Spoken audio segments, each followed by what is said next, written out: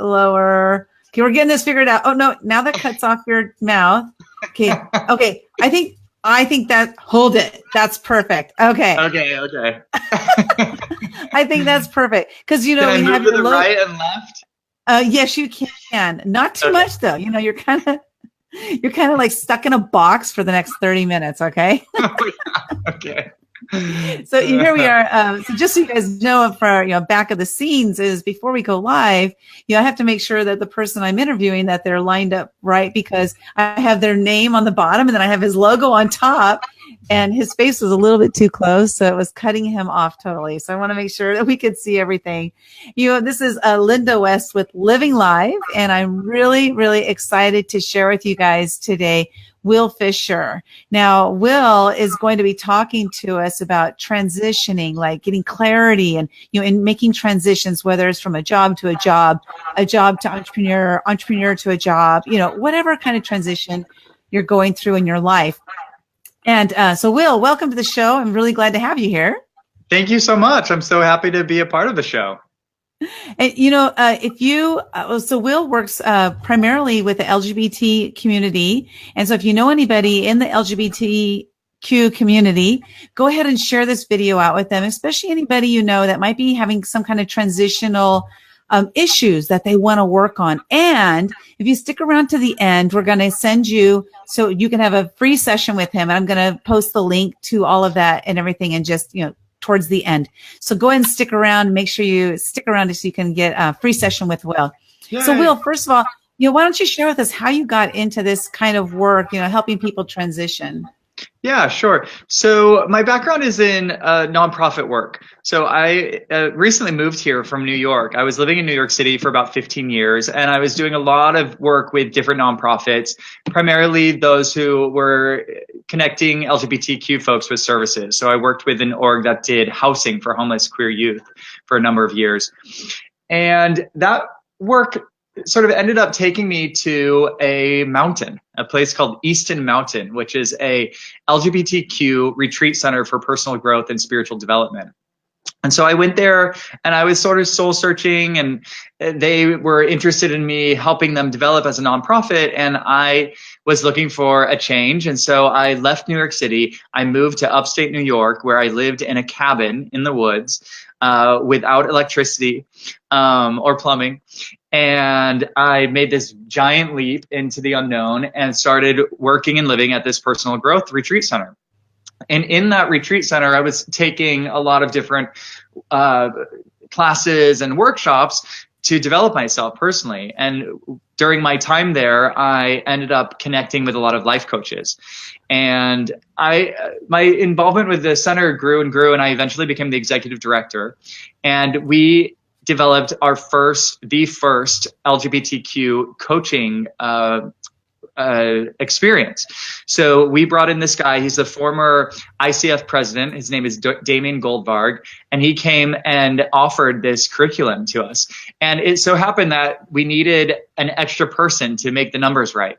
And so I had always considered doing life coaching work eventually, but suddenly there was this great opportunity. So I took this work, and it took to me, and I realized that I loved it and that I was good at it. And so when I left Easton Mountain, the retreat center, I decided to really commit to doing my life coaching work. And because I have had so many major shifts and transitions, like the one that I just mentioned, where I went from living in New York City to serving as the executive director in the middle of the woods at this retreat center, I know a thing or two about transitions. And so that is my focus, though I support people in all different aspects of life. That's really awesome. And I, first of all, making that shift of going from the hustle and bustle of the city to basically being does a bear shit in the woods? Yes, they do. Yeah. So you went to Smokey the Bear, totally different kind of environment, and making that adjustment there. Was that a hard adjustment to make? How long were you there? It was. What was useful for me was I made it sort of gradually. So they had me living there part-time. I would come for a couple of weeks, and then I'd go back to Brooklyn. And that was an exciting time for me because I was really able to embrace all of the amazingness of the city life and then all of the amazingness of the country life. And I did that for a couple years. And then when I became executive director, that's when I moved there full time. And then my most recent transition was moving from there back home to California, where I'm from. So I did that in July, and that was another ginormous transition for me, life-changing and very exciting. And I'm still sort of settling from that. You know, I've been here a little under a year. Okay, let me ask you this question relating to coaching. Do you find that, or do you know, coaching in the area, helping people, LGBTQ community, as opposed to the non-LGBTQ community? Because I don't know the politically correct word to use. Maybe you can help me with that. But if do you know if is there a big difference? And if there is, in what way is there a difference between coaching, people who are not and people who are? Certainly. So there's not a huge difference. I mean, we're all human. We all have similar challenges that we're up against. And the program that I took certainly prepared me and my colleagues to coach non-LGBTQ folks or straight folks, or the non-PC term is breeders. But that's not PC. I think that's awesome. I'm going to start using it just because it's not PC. Thank you. I love it. Sure. So I am totally able to, and I do coach straight folks. But in terms of LGBTQ folks, there are a lot of things that we as LGBTQ folks, I identify as a queer man. There's a lot of things that we as queer people have experienced that are very unique to the LGBT experience. And so in our training program, we looked at books like The Velvet Rage, and we looked at different scholars who have specifically addressed some of the issues that LGBTQ folks have dealt with and are dealing with, and how we can support people in those areas. So there's not a huge difference, but there are some areas that I'm specifically trained for that can help address issues that LGBTQ folks are up against. Okay, and sorry, there was a blank there, so I had myself muted, so because my dogs were barking. So no problem. So when my dogs start barking, I have to mute myself because it gets really loud. So. Well, okay, so that's interesting. Because for me, I do know a lot of people who are LGBTQ, and it's interesting because coming from the breeder's perspective, I love that term. I don't know why that's not PC. I think that's awesome. Okay. But coming from that perspective, from my position, using the word queer, the first time I heard that, I would say it was probably about 5 years ago. I played bass guitar in a rock band, and we were putting on a fundraising event. And one of the bands that was playing with us, playing in the event, everybody there was LGBTQ, but they all called themselves queer. And I was like, oh my God, are you allowed to say that? I don't know if you're allowed to say that term. And am I allowed to say that? I don't know. I have no idea what's going on. Help me. Well, you are allowed to say it, absolutely. And I have had this conversation with a lot of folks who are not in the community. And sometimes they hear this explanation and they say, oh, well, I guess I am a little bit queer. Because the queer term is really an umbrella term for anything outside of heteroconformity, right? Anything outside of someone who was born cis male who is attracted to cis females, meaning they were born biologically male, and that's completely how they identify, how they like to express themselves, and they are attracted solely to women who were born female.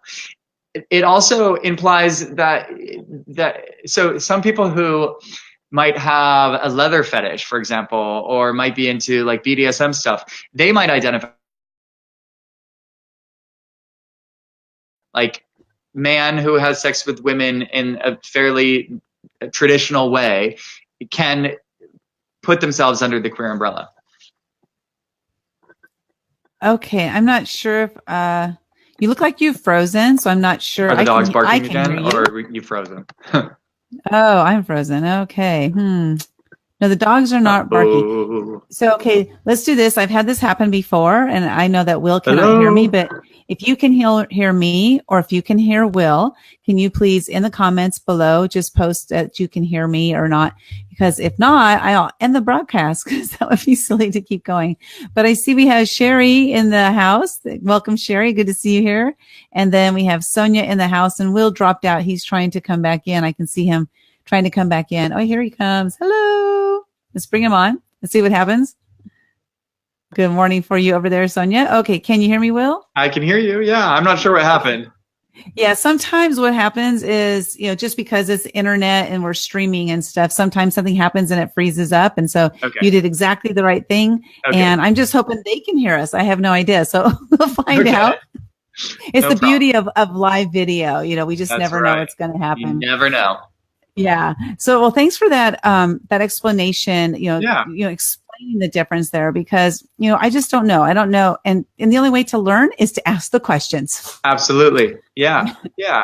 And so many folks are kind of afraid to ask questions because they don't want to offend, but I really encourage people to have the courage to ask. And if you say that, like, I don't want to offend you, but I'm curious about this, chances are the person is going to be able to accept that, and you won't be offended. They won't be offended. Or if they are, they can explain why. And you've had a learning moment there. True. And either way, you found a learning moment. And I know you and I spoke, previously, and we talked about this. So I know, like, I already feel comfortable, asking you the questions that we already talked about anyway. But also to note there is that I feel comfortable asking questions anyway. So for me, it's kind of easy. I'm a nosy, eager beaver. I just want to learn as much as I possibly can. Yeah, I am a very curious person too. And as a coach, that quality comes in handy, I've found. That's true. Good point. Now I want to get on to, the session here. We're talking about how to gain clarity, skills, and confidence to achieve your goals, manifest your dreams, and boldly step into your fantastic future.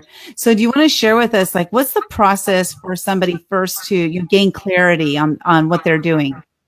Sure. Well, it really depends on the individual. As with all coaching, it's a very individualized process, and it's unique to that person and how they learn and how they think and how they operate. But so much of that is about getting past all the disempowering beliefs that I'm not good enough, that this is unsafe, that I can't follow what I care about, right? So you have to be able to get past those disempowering beliefs in order to see what is possible and to connect with what you really, really desire. So I have a series of strategies and processes and techniques that I tailor to the individual that help them get clear about what they value in this world, who they want to be in this world, what they're passionate about, what their skills are, and then what they can do that is going to help them pay the bills, right? And how do we put all that in a pot, stir it up, and come up with the perfect career path that is going to satisfy all those needs? Okay. Okay. And then thank you for that. And then why is it important? Why do you feel that it's important for people to get clear on that? Can't we just go through life, or why is it important for us to get clear on that message? We totally can. And so many people do. I mean, there's so many people living a half-assed life.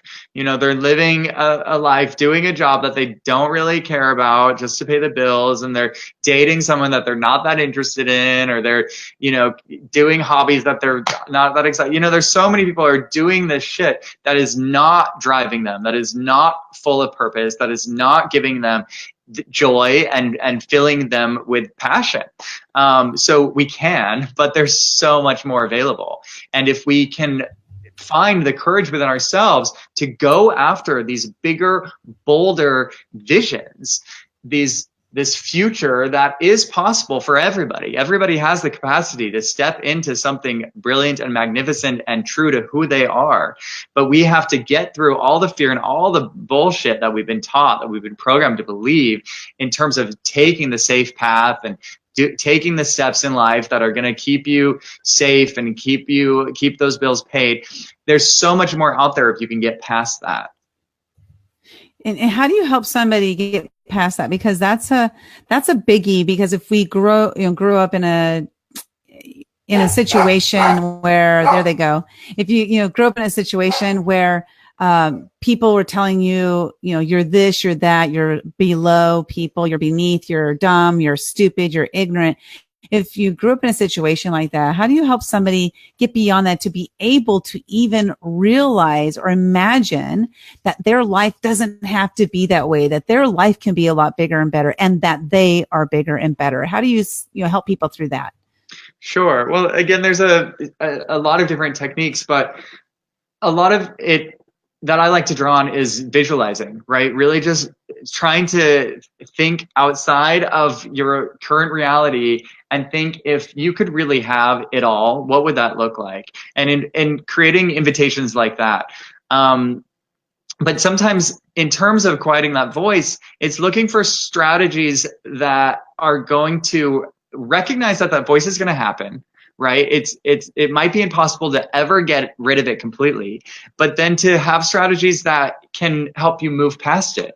Right? So maybe it's looking at telling that voice to shut up, and really naming that, like actually putting a name to that voice. Like, who is that negative talker in my head? What is their name? And how do I get them to shut up? Because I know if I really dig deep, that what they're saying is not true, that there is something so much bigger for me out there. And so if I can find ways that I can quiet them and then replace those disempowering negative thoughts and beliefs with empowering affirmative thoughts and beliefs, then I can take the next step forward and see where that takes me. And when I do that, and when I start to have little successes, then the voices that are affirming and that are positive are going to start to get louder, and that path is going to be easier. But those other negative voices might still come back. So it's about having those strategies to cope with that.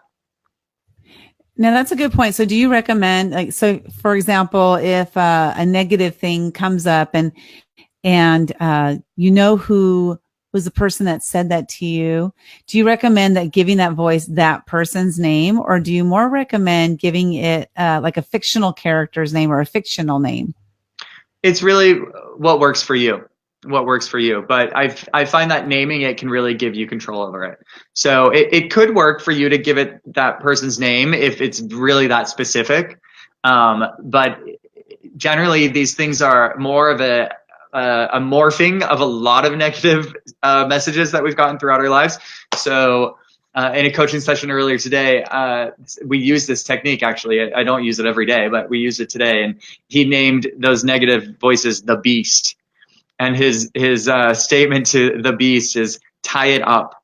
He said, shut up, beast. I'm going to tie you up. And once it's tied up, he can start taking the steps that he knows he can take. Ooh, I think that's a great technique to use. I love it.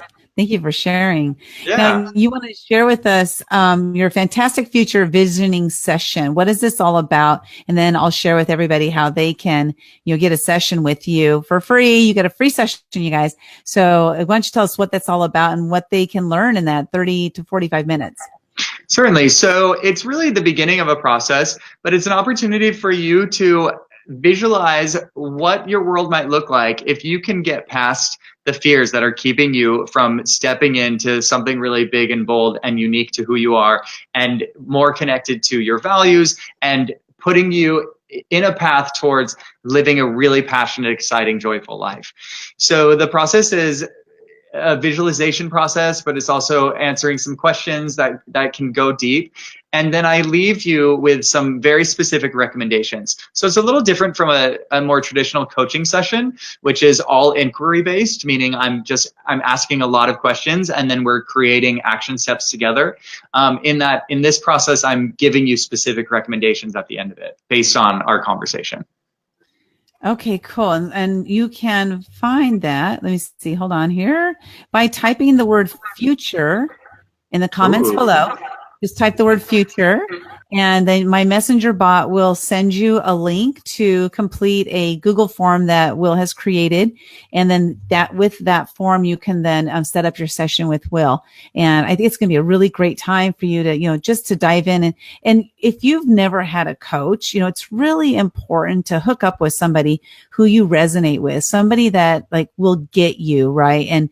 And so, if you've connected with Will in any way, shape, or form, I highly recommend just, taking this session so you can see if there's something out there for you. Trust me, when I first hired my life coach, I had no idea what was in store for me and how much my life would change.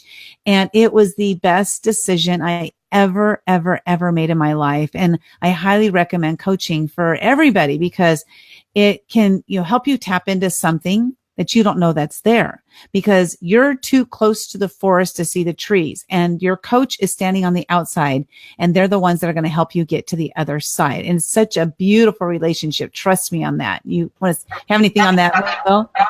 Yeah, I would just echo that. I am the same. I didn't know the power of coaching until I got a coach and saw the epic milestones that it helped me create in my life. And so I'm passionate about supporting people in the same way. And I just want to put it out there that although I specialize in supporting LGBTQ folks, I certainly am open to working with straight folks as well. Right. Good point. As breeders. Everyone's a little bit queer though. That's true. Oh my gosh. I definitely fit that category. So I wanted to talk about just briefly then fears, because you mentioned fear in just a minute ago. So I wanted to just briefly talk about fears and like any kind of fears you've gone through in your life and how do you go through them? Because a lot of times what happens is when we start to approach a fearful situation, we start to feel fear. It's that flight or fight thing. And a lot of people will then, retract and run away. So I want to ask you, any fears that you've had in your life, what was the process you've gone through? Or I know you can't blanket it, for all fears because all fears are different, but what kind of process do you have that makes you just kind of like go through it and just step through that fear? Yeah. So you mentioned fight and flight, and then I'd put the other one out there as freeze. And freeze was sort of my go-to, right? Freeze was kind of my go-to. If I was having a fight with my boyfriend and I, had this fear that he was going to abandon me or something, I'd like kind of just quiet up and then he wouldn't be able to talk to me, So that was kind of my freeze mechanism. My strategy for fear has been to bring a deeper awareness to my response to fear, to recognize that it's happening and to bring awareness to my nervous system, right? And when I am able to be aware of, oh, this is happening right now, my heart is racing because I'm afraid, then I'm able to, rather than taking the fight, flight, or freeze, I'm able to take a breath, take a big, deep breath, and step into something else, right? And oftentimes that looks like vulnerability. And knowing that I have been able to step into my vulnerability before and come out the other end safe, right? So this isn't a tiger that's attacking me and I'm going to die. This is me dealing with something that I'm a little afraid of, but I can breathe through it and step into my vulnerability, speak truthfully, speak from my heart. And most likely, as in the case, that's happened to me in the past, I will come out the other end more deeply connected to this person or this experience that I'm having that's making me fearful. So how do you help people break through their fears? Because I imagine, and this is just my own imagination, but when you grow up, and when you first discover that you are queer, like what is that process for a lot of folks, I guess? I mean, you can't answer for anybody else, but you do know a lot of people in the area. So what is that like? You just telling your family, and that can be a fearful situation for people. And so how do you come out and tell that, or even telling a potential employer or an employer, or do you not do that? What is that like? Oh, wow. That's a good question. Is that a big can of worms? No. I appreciate the question. And I think that you're right, that it really changes for everybody, but it really comes back to what I spoke about before, which is vulnerability and speaking your truth, right? And as a queer person, that's something that I had to do as a 16-year-old, speaking this truth that I was told was a shameful truth, right? So this was actually a very major step in my personal growth process at a very young age, and continues to be for many people who are queer, who have to, or they finally choose to come out of the closet. I think being unattached with the outcome. So recognizing that this person might reject you, or this person might not, but knowing that speaking your truth is going to empower you and potentially bring you closer in connection with this person, but not being attached to that. That's one possible strategy. And in general, with facing your fear, if you're afraid of going up and introducing yourself to that person you're attracted to at the bar, to rather than focus on the outcome, to recognize that this is just a thing that's happening right now, and to really focus on the process and not worry so much about the outcome, can be another strategy. Because oftentimes we create bigger dramas in our heads than the reality. So to really try to get a clearer perspective and not make things so big can be useful as well. That's so true. In 2015, I did a year of fears, and every single morning I woke up, I said, what scares me? The very first thing that popped into my head was the thing I did that day. And I did it regardless, just because I made a commitment to myself, 365 fears.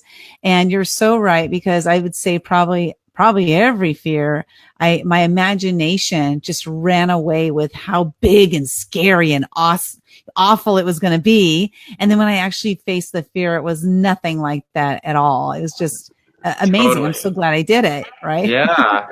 Well, and the other thing, what I love about that project, that commitment you made, is that it is practice. Right. And so in the same way that, like, you're building a muscle memory almost for your nervous system. So in the same way that when we practice baseball or something, we get better at it. We get better at it because we're training our system how to relate to it. You're training your nervous system to step through fear, step through fear, step through fear. And so it's not that fear goes away, but you just become more skilled at stepping into it.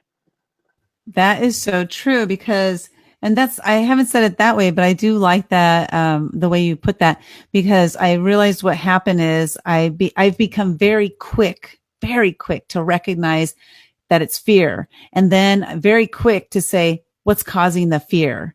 And then realizing that, oh, it's just fear. And then I just do it anyway. And it's become literally, like seconds that I can do this now. Whereas before I could ponder over something for days and then never do it, because I would fly. I didn't freeze. I just fly. Just ran. I love that. The other reframe that's worked for me is that part of my morning statement is that, so I have a statement that I say aloud every morning. It's chief definite aim statement. I don't know if you're familiar with that practice, but it's basically calling into the future, calling the future that you want in. So you're expressing what you want in a couple of years from now, where you're speaking about it as if it's already happened.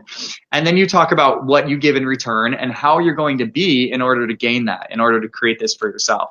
And so one of the things that I commit to doing in order to create the future that I want is to step through fear again and again. And because I have that commitment, and I'm reminded of that commitment every day, when something fearful comes up, when I'm like, oh, wow, I should maybe go to that networking thing, or I should go, try to talk to this cute guy or something, and the fear comes up, I'm like, oh, then I have to do it. The reframe is that, like, oh, I'm afraid of it. Oh, that means I have to do it. That's what I'm supposed to go do. Mm-hmm. So it's like it calls me instead of like pushing me back, because I've committed to it. And it sounds like you did that with your 365. Yeah. And I actually say that too. Now I say, oh, it's scary, or it's a fear. So I have to do it because it's a fear. Yeah. It's an opportunity for growth, and probably an opportunity. Everything. Yeah. I love it. Yeah. One day I was attending an event and I saw Jack Canfield, he's author of Chicken Soup for the Soul series. And, I saw him there. He made a comment that he was going to go to lunch, and I was like, oh, let me take you to lunch. And I just grabbed him by the arm and took him to lunch. Awesome. Now, if I had let my fear get in the way, I wouldn't have done that. And so I just did it. And it's really by, taming the fear, or whatever, whatever words to use, by taming that I've been able to now get control of it. And I don't know what they're barking at today, but I'm able to more like get control of it, and to just step into it, and realizing that, probably 99% of the time, everything is great. not scary at all. Totally. I love that. Yeah. And so many of these opportunities in life happen really fast, right? Like that moment with the lunch opportunity. So doing all the practice leading up to that is what made it possible for you to just jump into it. Yeah, that's so true. I highly recommend A Year of Fears for everybody because yeah, is it scary? Yeah, that's why it's called A Year of Fears. It's not a year of pleasant times, you know. It's like it's a year of fears. But my growth potential, my growth was so fast, and I just gained so much confidence in that 1 year, and it was probably equal to, I don't know, 10, 15 years if I had done it any other way, I imagine. Brilliant. But it was, I highly recommend it to everybody. So Wil, what parting words do you want for our guest as we sign out here today? Well, going back to the conversation we had about living a half-assed life, that I want none of your guests to live a half-assed life. I want them all to live a full life, a life of purpose, a life that they love, a life of their dreams. And so if there's any way that I can support you in doing that, please do write Future or reach out in some other way. Because I love doing this work, and I would be honored and thrilled to support any of you. Thanks. Awesome. And if you are watching the replay or live, go ahead. If you have any questions at all, please post them in the comments below, and either Wil or I will get back to you. And then again, post the word future in the comments, and my messenger bot will send you a link where you can connect with Wil outside of here. So Wil, thank you so much for being here. Oops. Oh my gosh. I'm covering up your face. Hold on. Wait, we don't want that. Wait, let me hide that. There we go. There we go. Wil, thank you so much for being here. I really appreciate having you here on Living Live. And if there's anything I can do for you, just let me know. And you have an awesome, awesome day. And I'm sure I will see you around again. For sure. All right. Thank you so much, Linda. Have a great one. Thank you. Bye. All right. Bye-bye now.